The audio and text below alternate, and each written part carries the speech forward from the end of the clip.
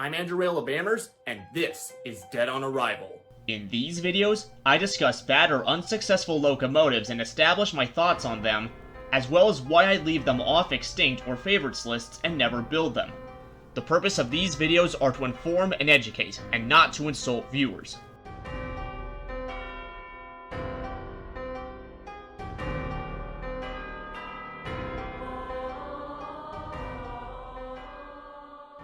Union Pacific is my favorite railroad, currently one of two major American railroads to have been in business since the 19th century, and being the oldest major railroad in North America.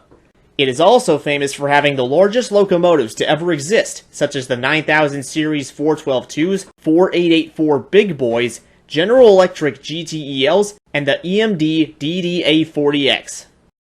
From the 1910s up until 1986, Union Pacific was well known for always wanting massive locomotives that were able to handle heavy trains unassisted and at speed, instead of using multiple smaller locomotives to pull one train, and later up to 3 diesel locomotives instead of 5, 6, or 7 units per train. This reduced operating costs on crews, locomotives needed, and wear and tear on the locomotives. This was especially the case following the retirement of the last Big Boys and Challengers in the early 1960s, followed by that of the last GTEL in 1969. Beginning in 1963, Union Pacific contacted the top 3 locomotive manufacturers in America to build them a 3-unit lash-up of locomotives that could produce at least 15,000 horsepower, so at least 5,000 in each unit. And so began a time known as the horsepower race. Those manufacturers were EMD, General Electric, and the American Locomotive Company, or ALCO, the latter of which was now being overshadowed by its competitors and only 6 years away from going out of business, just like its steam-age rivals before it. EMD's offer was the successful DD35 models, ALCO's would be the unsuccessful C855, and General Electric's was the U50, the largest model in its then-new Universal series of diesel locomotives, manufactured from 1963 to 1965 for both the Union Pacific and Southern Pacific.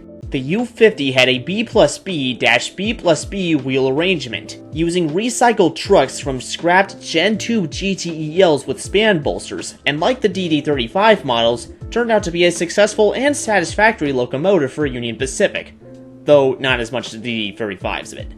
It was also 2 U25B locomotives on a single frame, and sported a very Spartan wide cab with a very short nose. From 1969 to 1971, General Electric developed and built a second version of the U50 known as the U50C, which, just like its predecessor, used trucks from scrapped GTELs, except this time, they used 2 3-axle trucks from the 3rd generation turbines. This gave them a C-C wheel arrangement, which was the first main difference between the U50C and the regular U50. Like the U50, the U denoted that the U50C was part of the Universal series, and 50 meant 5,000 horsepower. The C denoted the C-C wheel arrangement in the U50C. The U50C had the prime movers directed inward to create a centralized radiator section. They also used 2 General Electric FDL 12-cylinder engines instead of using 2 16-cylinder engines, which was part of a weight-saving measure that made it 4.5 feet shorter than the U50 at 79 feet compared to 83.5 feet of the U50. The reason General Electric chose to make the U50s with 3-axle trucks was because the span bolster wheel arrangement of the U50 was apparently not well suited for high speed, and better suited for slower speeds. 6 axles would also be apparently sufficient for high-speed operation. The U50 did have a few small reliability issues, most notably being very heavy at 279 tons. So the weight-saving measures and modifications were supposed to make the U50C an improved version of the U50, but ironically, they backfired and made it very unsuccessful. Turns out that another weight-saving measure used in the U50Cs was that instead of using copper wiring like the U50, DD35s, and other diesels, General Electric used aluminum wiring in the U50C. Aluminum is lighter than copper, but at the same time, copper is a better conductor than aluminum, meaning that it can withstand higher voltages and is thus more thermally conductive. This also means that copper is more stable, durable, and performs better than aluminum wires in anything, including locomotives. Using aluminum wires in the U50Cs made them prone to overheating and suffering electrical fires, along with other mechanical problems like engine fires, the engines frequently developing low oil pressure, cooling water leaking, and the dynamic brake grids being prone to melting. Plus, even with all these weight-reducing measures, the 3-axle trucks still suffered badly from stress cracks forming in them from fatigue from the locomotive's cast frames, as they just couldn't handle the excessive weight pressing down on them. Which explains why General Electric, Alco, and EMD made their other models 8-axle locomotives. Union Pacific rewired one unit with copper experimentally, and considered having an outside contractor replace the wiring on all the other units, but decided that the U50Cs were just too problematic to be worth fixing. Not to mention, copper wiring only made the issue with stress cracks in the trucks worse. Plus, the EMD DD35 models had won out by that time, and the even better DDA40Xs were now roaming the Union Pacific system. Following a downturn in business from the energy crisis in 1976, coupled with Union Pacific acquiring new 6-axle units that were more reliable than even the U50, both they and the U50s were finally withdrawn from active service, the latter of which only lasting at most 7 years.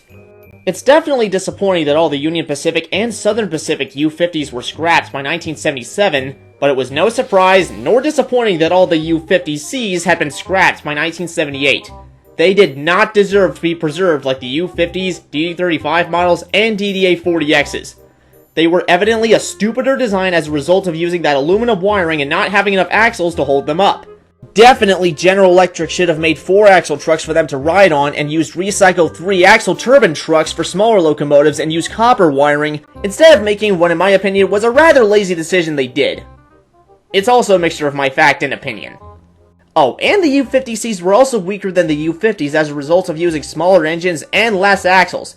Only 88,000 pounds continuously on the U50C versus 139,000 pounds continuously on the U50, even though they both had 5,000 horsepower. Overall, the moral of this story is, which I'll say in my best Electro Boom impersonation, don't use aluminum wires in locomotives, use copper wiring, and never overload your trucks with too much weight. Add more axles instead. You will get less stress on the axles and more tractive effort. Unless you want to repeat the disaster that was the U50C. And thank gosh General Electric recovered easily. Not to mention that it's now currently the top locomotive builder in the US at this point. Well guys, I hope you enjoyed the video and learned something helpful. If so, press the like button and subscribe to my channel to see more railroad related content like this. Also check out my newest poll in the description or in the cards to vote which diesel locomotive you want me to discuss next on the show. I'm Andrew Bammers, and I'll be back in the next episode of Dead on Arrival.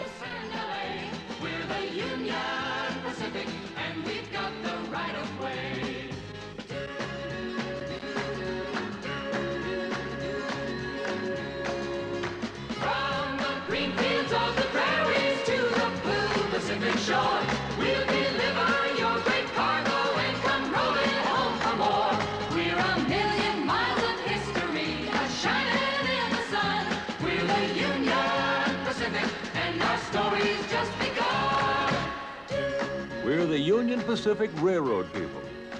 We can handle it.